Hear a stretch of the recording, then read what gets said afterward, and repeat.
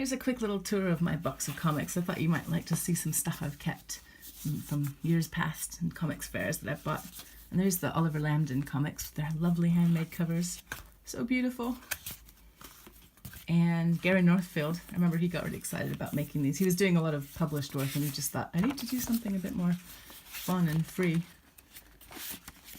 And Liz Lunny, who's just done a really good book about making your own fun fair, like a craft book. And here's one of her self-published independent comics. Really cool. Christina Baczynski's amazing sense of design, and hers are really kind of very, very sort of perfect in a way. They're not the sort of scratchy comics that I make often when I'm doing indie comics. Really lovely. Here's another one of Gary's little pocket comics. Again, he likes to do a bit rude when he does them himself, stuff he can't get away with normal publishers. Joe Deasy, some of these have actually been turned into books, and they're absolutely gorgeous, like published books.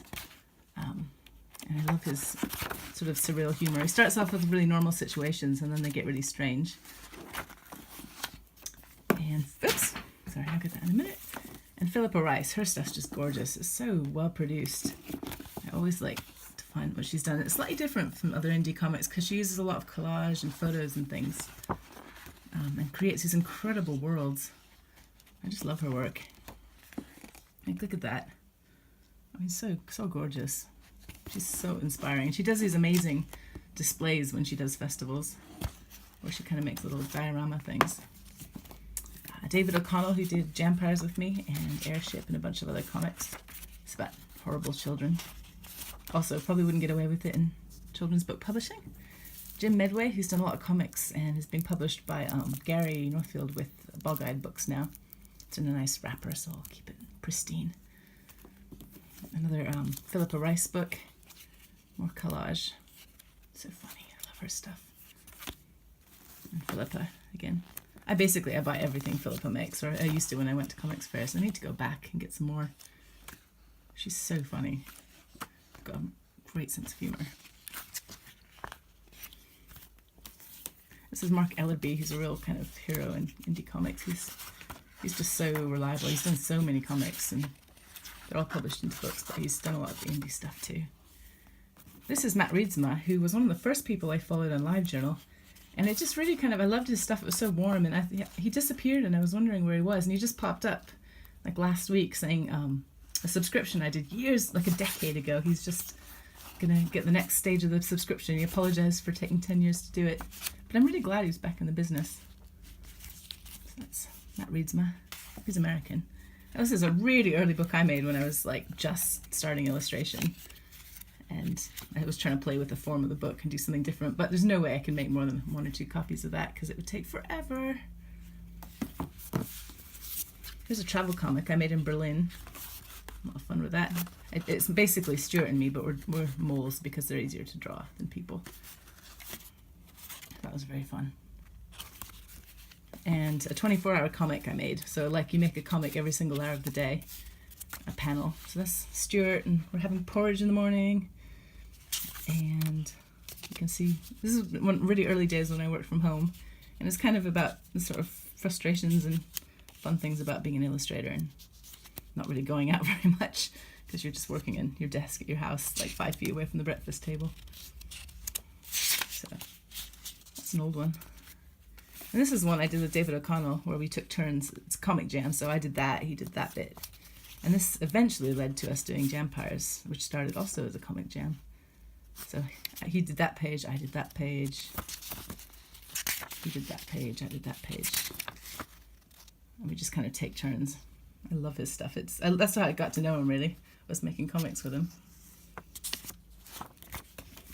And this is a collection of comics I'd been making for LiveJournal. So I just did it for a comics fair. And you can just see all sorts. There's the hourly comic. It was in the other book. Some sketches. That's me and Garen Ewing and David O'Connell. Ellen Lindner. Dave O'Connell again. I think Dave drew that and I drew that. And just like comics I made about kind of random stuff.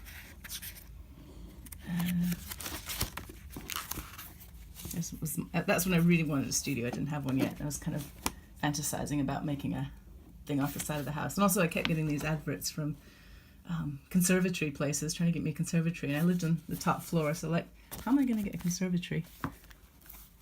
Here's a comic I made in China when I was on a family trip for a couple of weeks, and this is quite polished actually, because I had a lot of time to do it on buses and things.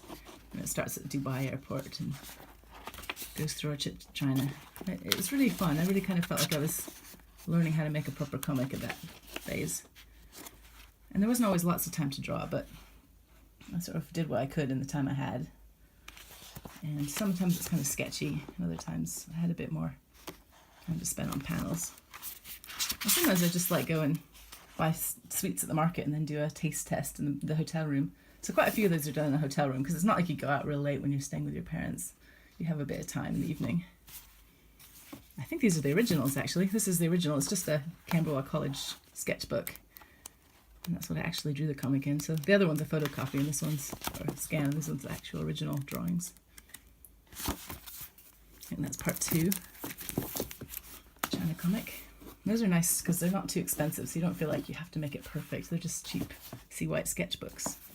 This one my neighbour did, and for Vivian Schwartz it was like a riff on her There Are Cats in These Books, and I loved it because she did little novelty things. So you could throw the ball of yarn at the cat. Oof. That's very Vivian Schwartz. And tuck it into bed, just like Vivian did in her book. This is Simone Leah's fluffy book, and this was later published by Jonathan Cate, but she had it done in very small books. I think I bought it in a fashion store in Brighton, and it's just such a lovely tale about this little bunny. So cute. Here's one of very early comics I made, and I was practicing with just making it in one page. So this one's actually a single sheet of paper, so you can see like that, which makes it really easy to print. You just literally have to have an A3 printer, and then you can turn it into a book without any binding or having to worry about which page is on the back and what's on the front. I think this is a dummy book for Jampires. This is actually, I don't know what this is doing here, but sometimes you make that to figure out what your book's going to look like. That's another version of the Chinese one. And I think that's the inside of, oh no, it's a different one. This is a kind of more serious travel comic as well by Rob Jackson. It's interesting seeing different versions, travel comics. Here's one I made on a trip to Portland. It's literally just a folded piece of A4 paper with a cute little sleeve. And another I made is a letter to David Lasky, the comic artist. So this is like, it's not a book, it's a letter, but it's also a comic. That was quite fun. That's me on the sofa making it. And it's just about an experience I had in 5 pages about making this little box of treasures for this kid in Connecticut that I was friends with. A lot of fun with it. And let's see what else. 2 more by my neighbour. She really got going at it and she made some amazing stuff. I love these. You can see she's kind of really learning how to make a book. Blurbs and copyright and all that. And this is one I made in 24 hours with a 24-hour comics jam or comics marathon at the Lakes Festival. And literally 7 of us were stuck in a room for 24 hours and we had to make 24 pages of comic. And it was published right at the end of it by the next day. And weirdly, it's not a bad comic, even though it's so short. Because like, I think it just forces you to focus. And it's not the most polished thing I've ever made, but it's not bad. Oh, that page I slightly cheated because they had some interns waiting around, and I said, "Hey guys, do you want to draw my crowd scene?" So I'm kind of proud of that. That's a bunch of art students from Kendall. The rest of it's my comic. It was fun to make. It's all about scribble, so it was really easy to draw. I didn't have to freak out about the main character getting it right all the time. Here's the first book I ever made. Oh my gosh, it's terrible. It's called My Fish. And the crayons were really thick and it made me upset because I couldn't get much detail. I'll read it to you. It says, written and illustrated by Sarah McIntyre. That's me. For Mom. That's my mother. Once I had a fish. We loved him. We went to bed that night. Nice consecutive thing there. The next morning we got out of bed. And I went to see my fish. I looked in the fishbowl, but the fish was dead. Dead fish. But I still had the other one. Later, he died too. After that, my mom flushed him down the toilet. I was really obsessed with that. And that was my address, which you all need to know. Yeah, oh, I think this is from Kendall as well. This is the Lakes Comics Festival, and a bunch of kids made this. Pink, fluffy, ketchup-covered flower ponies. They've all got together and made a comic together, which is really cool. It's like a comics club. That's good. Another one, it's from a library service. They got them together and did the comics together. So a lot of different people working on it. Brent Council Libraries. That's a friend of mine from art college. And he's really into, he was very short-sighted, or he couldn't see very well, but he could see very detail things. So he would draw very small pictures, put them together, and it was lovely. Another one by Matt Riesema. Beautiful stuff. This one's by Cleena, who's Irish. And it's got a nice wraparound cover, you can see there. She printed it herself. Art cake diving. And she's got a lovely line. She started out as an animator in the Kilkenny studios, so she has a real kind of Irish animator look to her stuff, which is very nice.